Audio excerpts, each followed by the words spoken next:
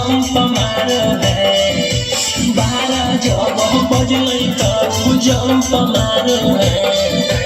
पलंग पर सुता के पियावा पंप मारो है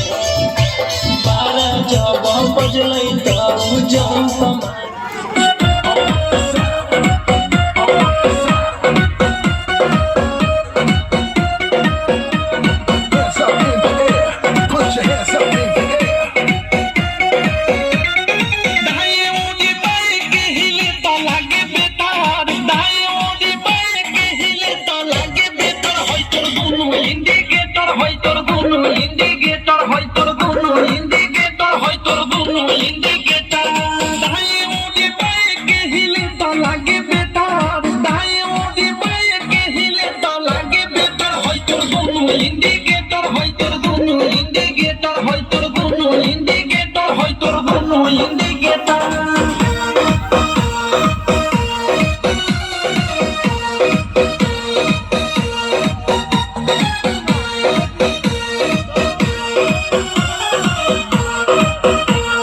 जोबन होई फ्यूज जे करबे तू यूज होई चढ़ल तोर जवानी छोड़ता काहे पानी